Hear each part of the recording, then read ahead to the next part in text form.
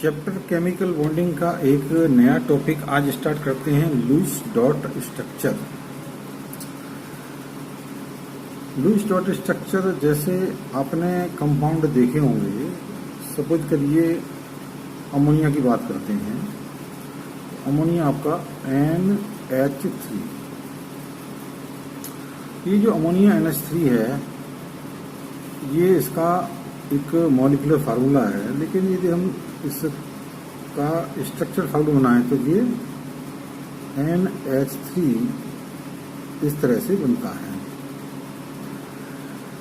अब इसमें सारे इलेक्ट्रॉन कहाँ पर हैं, ये सब कहलाता है हमारा लुईस डॉट स्ट्रक्चर।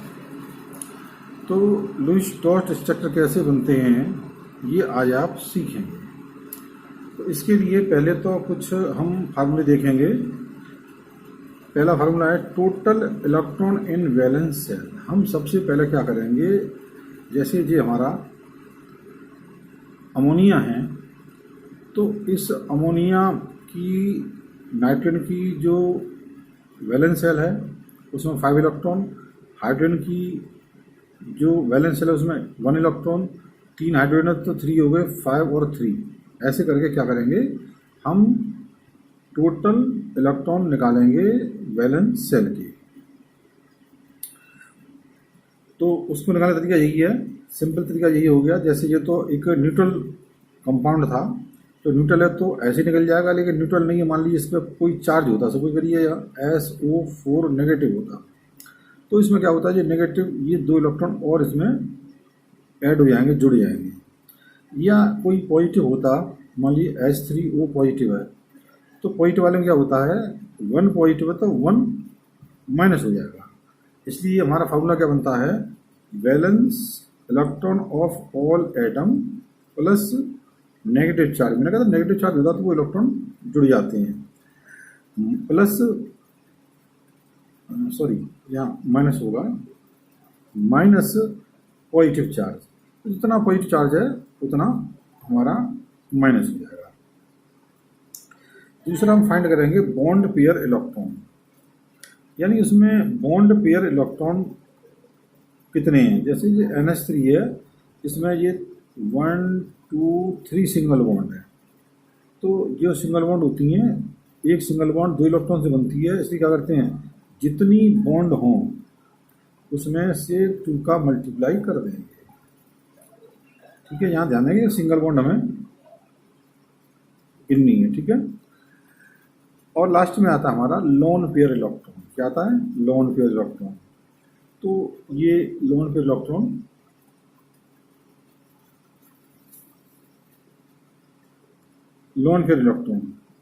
तो लोन पेयर इलेक्ट्रॉन का तरीका निकालने का ये है कि टोटल इलेक्ट्रॉन कितने हैं पहले वो हम लिखें, उसमें से बॉन्ड पेयर इलेक्ट्रॉन को माइनस कर दें तो अपने आप लोन पेयर निकल के आ जाएंगे। जैसे यहाँ मैं अमोनिया की बात करूँ तो अमोनिया में मैंने कहा इसके टोटल इलेक्ट्रॉन होंगे 5 और 3 8 हो गए टोटल इलेक्ट्रॉन। और इसमें हम देख रहे हैं जो बॉन्ड पे इलेक्ट्रॉन है 2 2 2 यानी 6 हो गए।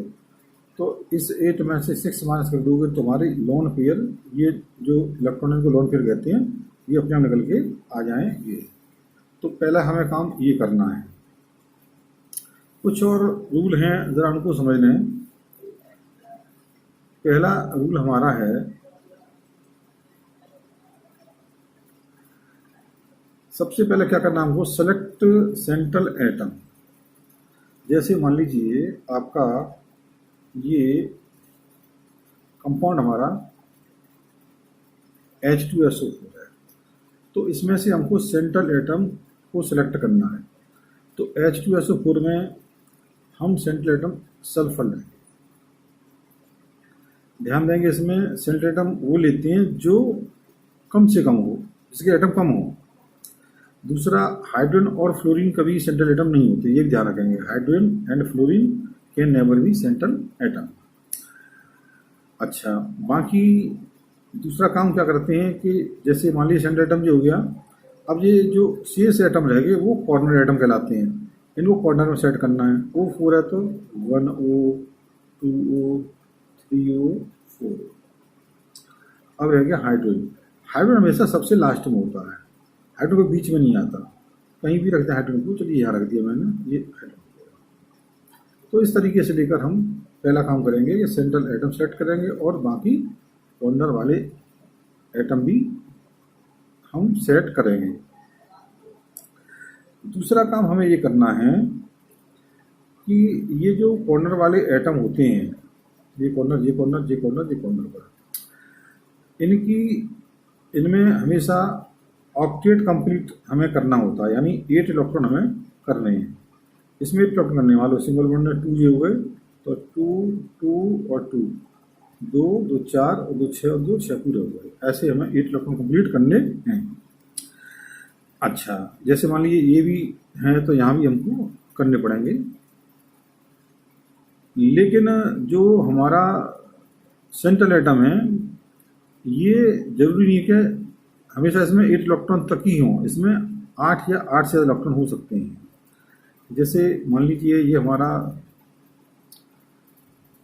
कंपाउंड है H2SO4, तो इस H2SO4 में देखेंगे हम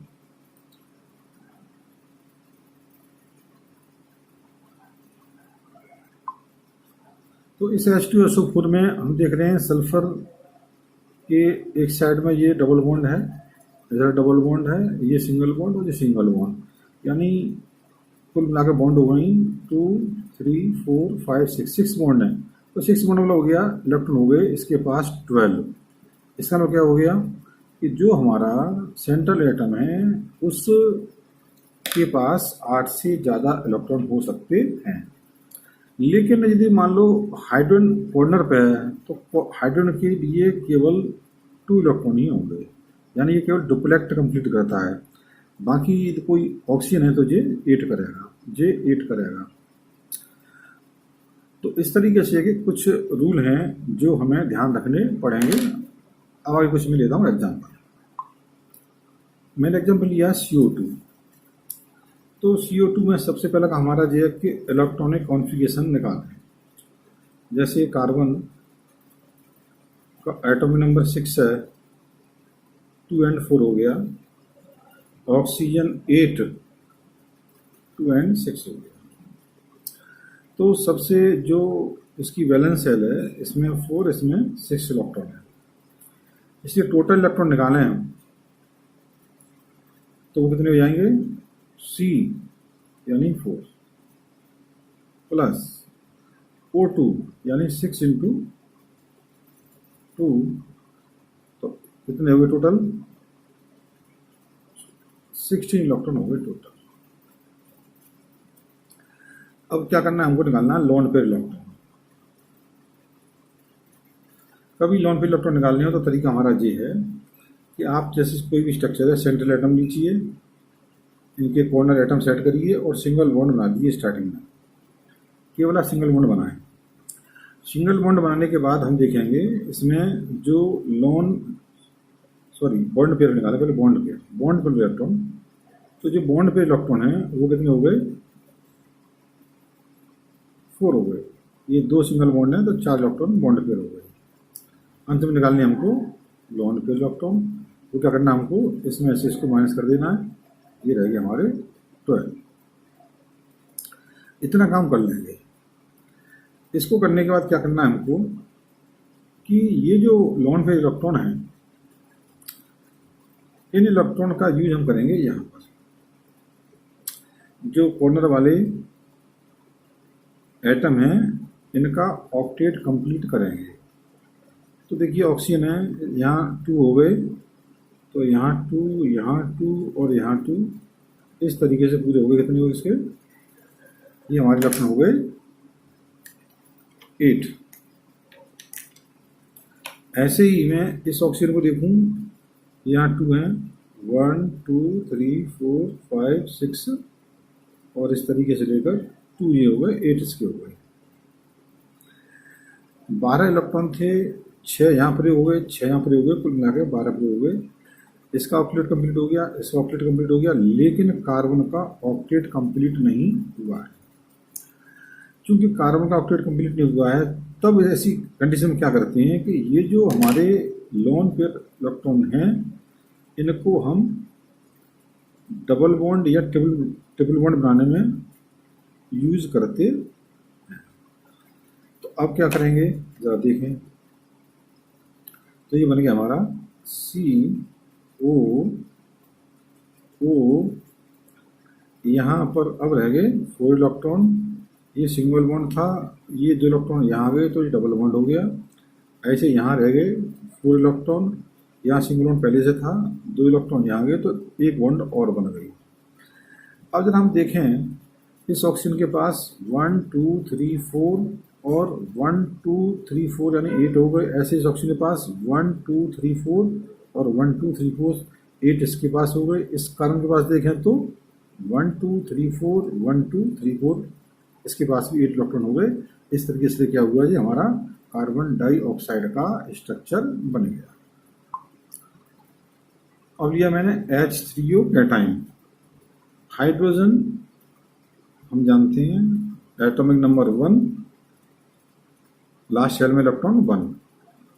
ऑक्सीजन 8 2,6, यानी हाइड्रोजन की सबसे जो बाहर की कोश है जिसे बैलेंस सेल कहते हैं, उसमें 1 इलेक्ट्रॉन, ऑक्सीजन की बैलेंस सेल में 6 इलेक्ट्रॉन, टोटल इलेक्ट्रॉन हो गए हमारे H3 यानी 1 × 3 प्लस O का मतलब हो गया 6। अब इसमें चूंकि 1 पॉजिटिव चार्ज है, मैंने कहा जितना पॉजिटिव चार्ज होता है उतना हम माइनस कर देते, तो जो हो गया हमारा टोटल मिला के हो गया हमारा 8। तो टोटल इलेक्ट्रॉन हो गया हमारे पास 8 इलेक्ट्रॉन। अब मैंने कहा क्या करते हैं, अब सेंट्रल एटम लेंगे ऑक्सीजन, 3 हाइड्रोजन है, 1 हाइड्रोजन, 2 हाइड्रोजन और 3 हाइड्रोजन। पहले केवल हमको सिंगल बॉन्ड बनाने हैं। ऐसा करने के बाद अब देखेंगे कितने इसमें बॉन्ड पेयर इलेक्ट्रॉन हो गए, 2 4 6। तो ये बॉन्ड पेयर इलेक्ट्रॉन हो गए हमारे पास 6। अब निकालेंगे लोन पेयर इलेक्ट्रॉन, तो 8 में से 6 गए 2, ये हमारे लोन पेयर इलेक्ट्रॉन हो गए। अब अंत में क्या करना हमको, अब हमें देखना है कि इनके इलेक्ट्रॉन हमको कंप्लीट करनी है। हाइड्रोजन है, मैंने कहा था कि कॉर्नर पर हाइड्रोजन है, हाइड्रोजन का केवल डुप्लेट कंप्लीट होता है, यानी केवल इसके पास 2 इलेक्ट्रॉन होने चाहिए, ये 2 पूरे हो गए, इसके पास भी ऐसे करके 2 पूरे हो गए, इसके पास भी 2 पूरे हो गए। कॉर्नर पर हाइड्रोजन केवल 2 इलेक्ट्रॉन करके अपना डुप्लेट कंप्लीट करता है। अब यहाँ देख रहे हैं ये जो लोन पे इलेक्ट्रॉन होते हैं, मैंने कहा था ये जो बचते हैं इनसे हम ऑक्टेट कंप्लीट करने का प्रयास करते हैं। तो ये जो ऑक्सीजन है इसके पास 2 और 2 4 और 2 6 इलेक्ट्रॉन, इसका मतलब क्या हो गया, ये 2 इलेक्ट्रॉन यहाँ पर आ जाएंगे ऑक्सीजन के पास। इससे क्या हो गया, ऑक्सीजन के पास पूरे 8 इलेक्ट्रॉन हो गए। अब रह गया चार्ज। तो चार्ज जो रह गया है, इस चार्ज पॉजिटिव चार्ज है, तो पॉजिटिव चार्ज हमेशा सेंट्रल एटम पर होता है। सेंट्रल एटम पर ही केवल पॉजिटिव चार्ज होता है, पॉजिटिव चार्ज कभी कॉर्नर पर नहीं होता। फिर भी हम इसको निकालने का प्रयास करते हैं। एक तरीका हमारे पास होता है, वो होता है फॉर्मल चार्ज।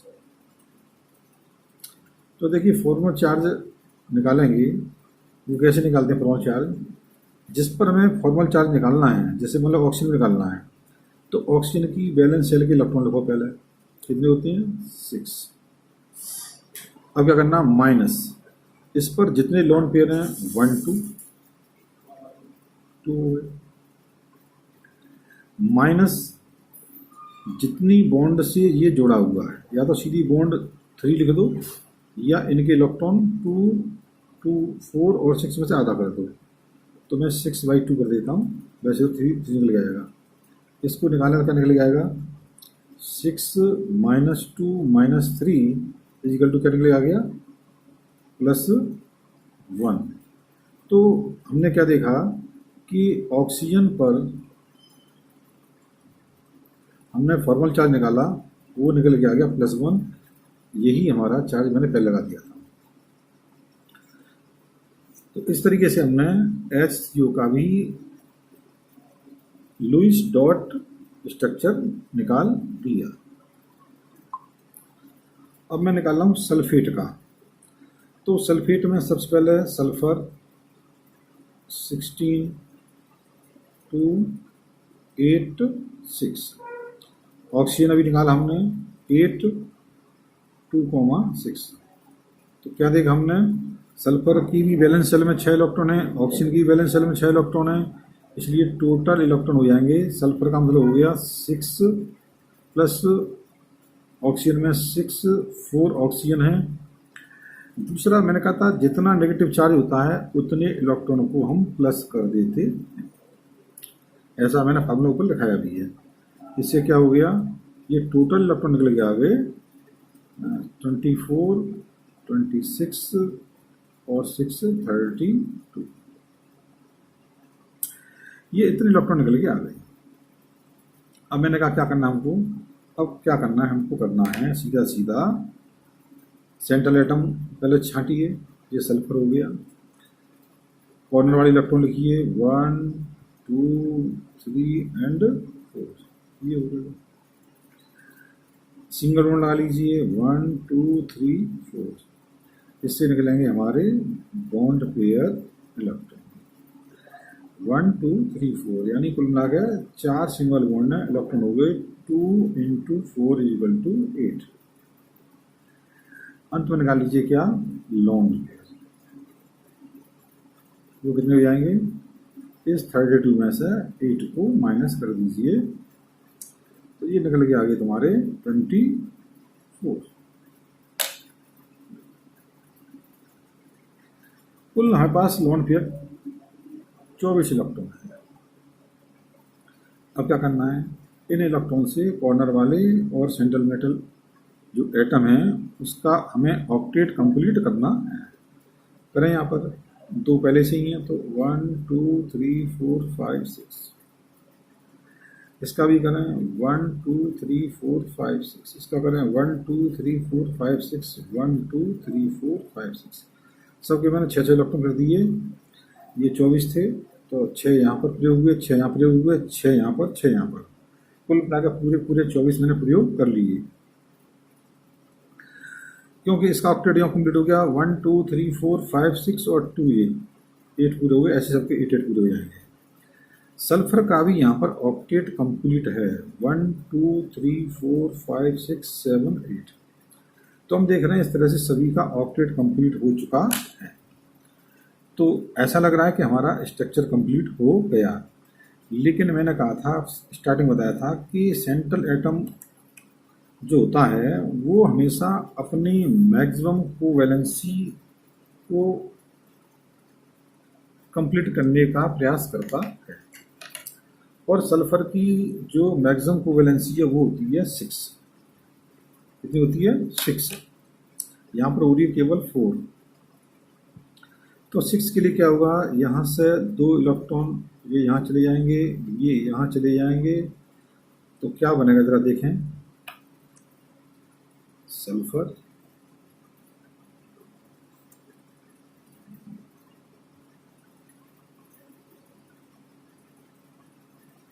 और ये ऑक्सीजन ऑक्सीजन ऑक्सीजन और ऑक्सीजन। अब जरा देखें क्या था हमारा, ये सिंगल बॉन्ड थी पहले, ये सिंगल बॉन्ड थी, यहाँ सिंगल बॉन्ड थी, यहाँ सिंगल बॉन्ड थी, यहाँ से 2 इलेक्ट्रॉन नीचे आ गए तो यहाँ डबल बॉन्ड हो गई, यहाँ इलेक्ट्रॉन रह गए जितने 4, ऐसे यहाँ पर डबल बॉन्ड हो गई, इलेक्ट्रॉन ये 2 यहाँ आ गए, ये रह गए 4। तो इस तरीके से हमारा जो SO4 हमने बनाया। अब इसमें क्या रह गया, अभी रह गया इसमें चार्ज, क्योंकि सल्फेट पर 2 नेगेटिव है, तो साफ दिख रहा है इसमें ये 2 ऑक्सीजन ऐसे हैं जिनमें वैलेंसी पूरी नहीं हो रही। यहाँ पर ऑक्सीजन की वैलेंसी 1 है, यहाँ भी ऑक्सीजन की वैलेंसी 1 है, यहाँ तो ऑक्सीजन की वैलेंसी 2 हो सकती है, मैक्सिमम है, यहाँ भी 2 हो सकती है, यहाँ 2 नहीं है। इसका मतलब साफ है कि इलेक्ट्रॉन जो 2 नेगेटिव है वो एक यहाँ लगेगा, एक यहाँ लगेगा, बाकी इलेक्ट्रॉन यहाँ पर जैसे थे 1 2 3 4 5 6, यहाँ भी 1 2 3 4 5 6, ये हमारा स्ट्रक्चर हो गया सल्फेट का। चाहे तो इस चार्ज को हम फॉर्मल चार्ज से भी चेक कर सकते हैं। मान लीजिए मैं इस पर फॉर्मल चार्ज निकालूं, पहले इस इलेक्ट्रॉन निकालता हूँ फॉर्मल चार्ज, इस वाले ऑक्सीजन में निकालता हूँ। तो फॉर्मल चार्ज बताया था मैंने आपको क्या होता है। इसके सबसे लास्ट वाली वैलेंस शेल में कितने इलेक्ट्रॉन होते हैं, 6 माइनस कितने लोन पेयर हैं, 1 2 3 4 5 6, कितनी बॉन्ड से अटैच है, 1 बॉन्ड से अटैच है। चाहे तो डायरेक्ट 1 कर दो या ऐसे 2/2 कर दो। तो क्या निकल के आ गया, 6 माइनस 7 यानी ये -1 निकल के आ गया। इसका मतलब है ये नेगेटिव चार्ज यहाँ पर लगेगा। ठीक है, ऐसे ही सेम ये है, यहाँ भी ऐसे नेगेटिव चार्ज लगेगा। आप चाहें तो इस पर फॉर्मल चार्ज देख सकते हैं। जरा मैं निकालता हूँ इस फॉर्मल चार्ज। तो ये ऑक्सीजन की वैलेंस शेल में इलेक्ट्रॉन कितने हो गए, 6 माइनस क्या होता है, इसके लोन पेयर कितने हैं, 4, और माइनस क्या होता है, कितने बॉन्ड से जुड़ा है, 2, या हम 4/2 करते, बात एक ही है। जरा देखें, 6 - 4 - 2 = 0, यानी इस पर कोई फॉर्मल चार्ज नहीं है, यानी इस पर न नेगेटिव आएगा ना इस पर पॉजिटिव आएगा। तो इस तरीके से हमने ये देखा तो किस प्रकार से हम जो कंपाउंड हैं उनके या उनके आयन के हम लुईस डॉट स्ट्रक्चर को फाइंड करते हैं। मैंने आपको एग्जांपल के तौर पर एक मैंने CO2 लिया जो कि उदासीन था, न्यूट्रल था।